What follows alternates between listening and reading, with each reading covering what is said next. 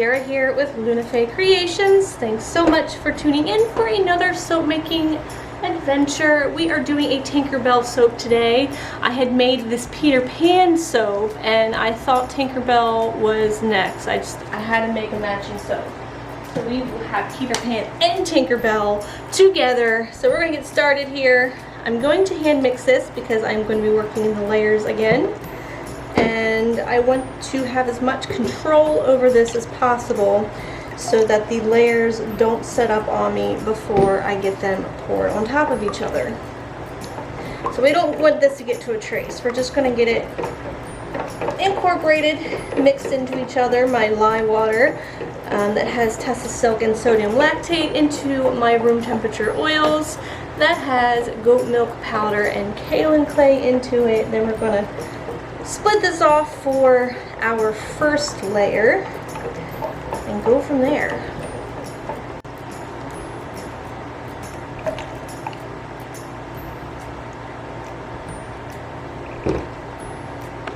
So for the first layer, we're doing the legs and the feet of Miss Tinkerbell. So I've got some honey blush, just a tiny bit of that, for some flesh colored with a little bit of titanium dioxide that's been dispersed in water. And then I'm going to give that a mix. And when I get that poured in, I have got this soap, cold process soap that I made in a column mold, a circular column mold, and then I've cut it in half and then like lengthwise, and yeah. These are going to be her little feet, so I will lay them in and pour the fleshy color over top of it to represent her legs. But let's get this mixed up.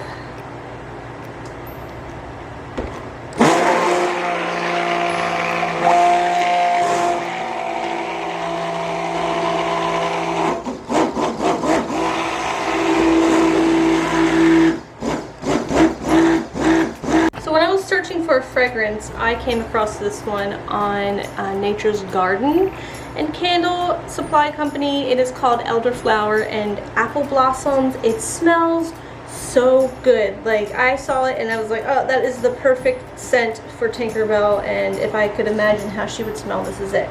So it's got notes of dewdrops, lemon leaves, elderflower, white lily, orange blossom, and night blooming jasmine. It's so good. It's a little floral, it's a little sweet, it's very like feminine smelling. I love it. So let's get that mixed in, get the molds, put her little feet in, and then pour over this leg layer.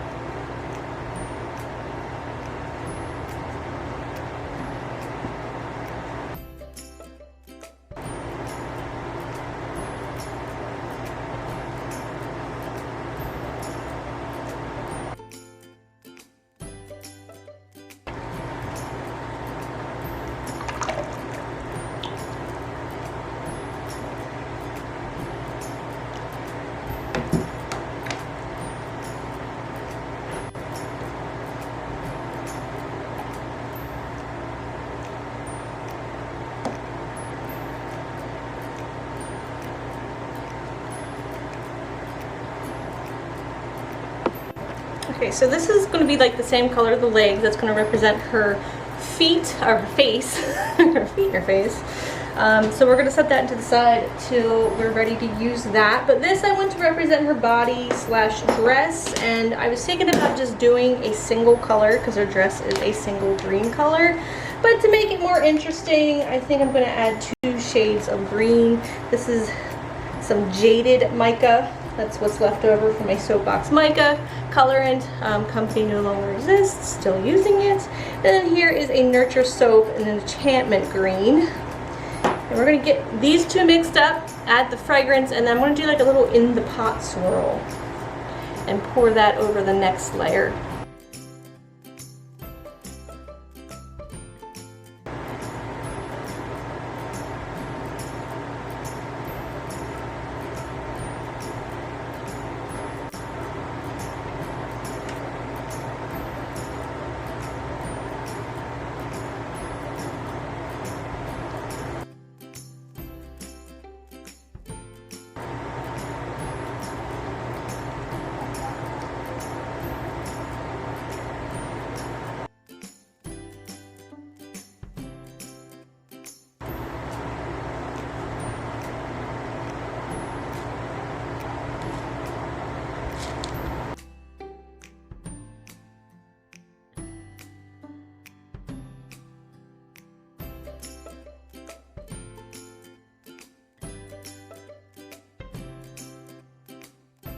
So we've got the soapy piping on there in yellow to represent her hair, and then I've got some soapy gumballs that are going to represent her bun, and some clear melt and pour shapes that hopefully look like wings once I get them on there. So I had made a stencil, not even a stencil, it was actually like a cookie cutter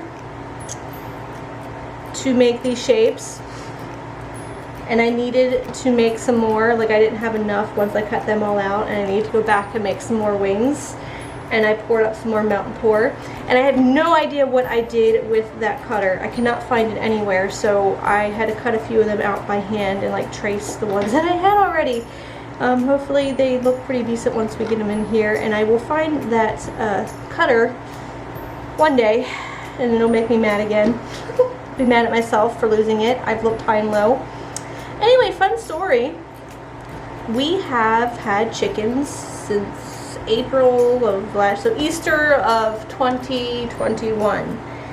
And I never imagined I was going to have a broody hen. But we came back from vacation and one of our hens went broody. And that means that she's ready to be a mom. And she's going to sit on her eggs until they hatch, no matter what. She's not moving for like 21 days. And it's not good if those eggs are fertilized, because she's still going to sit on them. She doesn't know any difference. So there was one or two things I could have done. That is to break her of her broodiness or make her a mama. And to make her a mama, I either had to get some fertilized eggs or get her some baby chicks. To break her of her broodiness, I'd have to, see where this is going, I'd have to either put her in like a crate, keep her out of the nesting box, give her a cool bath, you know, just trying to break her of that broodiness. And so Bradley was like, oh, why don't you just let her be a mom? So we got some fertilized eggs, and she sat on them for 21 days. It was the most stressful 21 days ever, because I was like, well, what if she gives up halfway through, or what if like they break? Baxter's really upset that he can't come in here right now. I don't know why. The people babysitting him insist on letting him outside, and he finds out where I am, and then he gets really upset that he can't come in here. But Brad was like, let her be a mom, and we're like, all right, we got some fertilized eggs, because we do not have a rooster, from a friend, and she dropped them off. Most stressful 21 days ever, and she hatched 6 of those.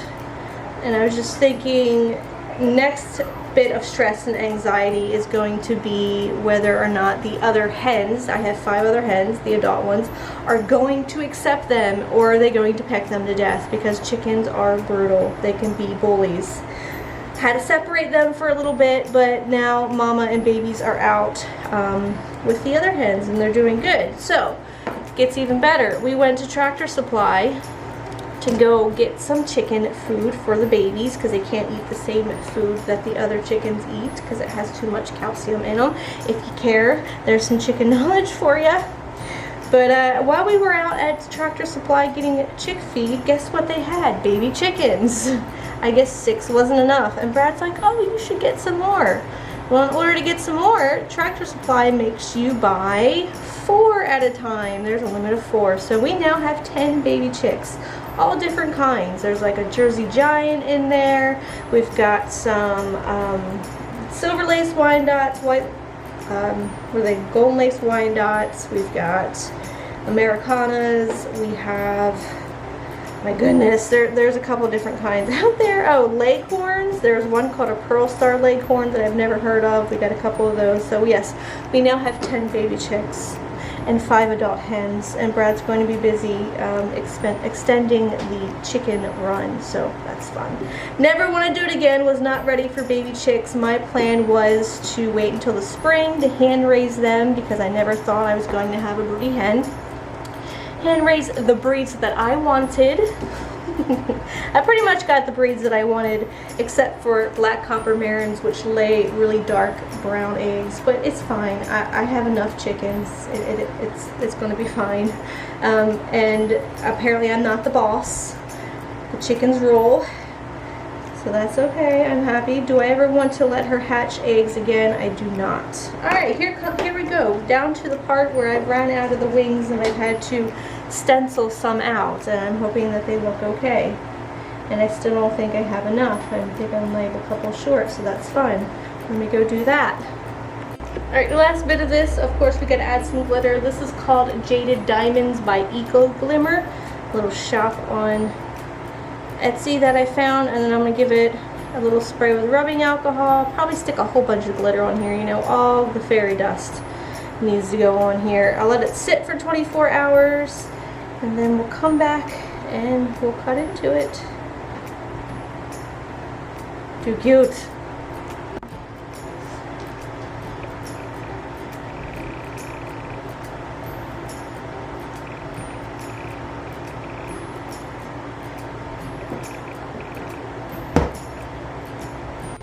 Alright, crossing our fingers that there are no casualties with these embeds as I cut this. My skills aren't the greatest with lining this up, but I think I did okay on at least this loaf.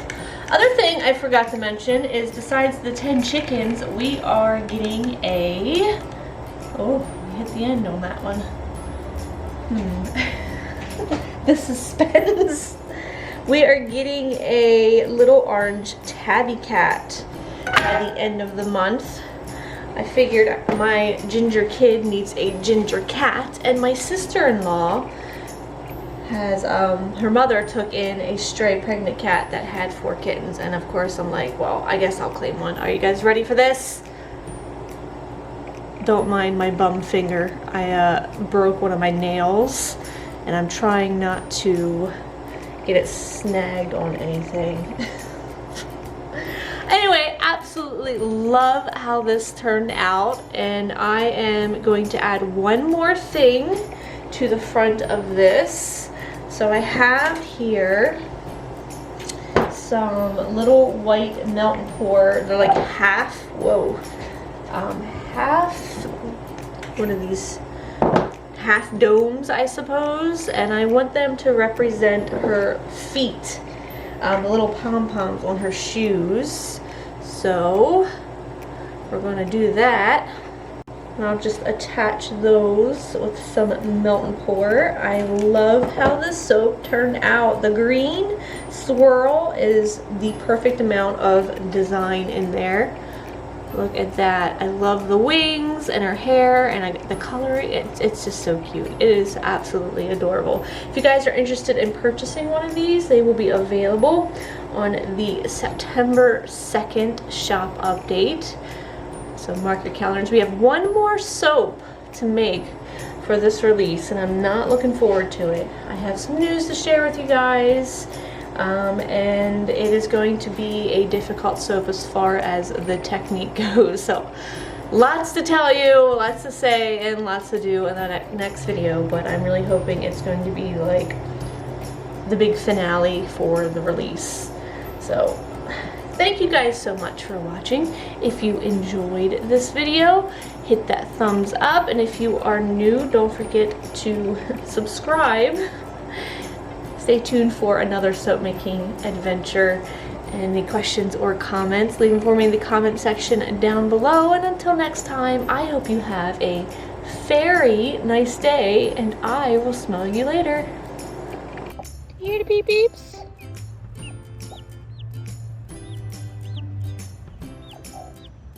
Oh my goodness.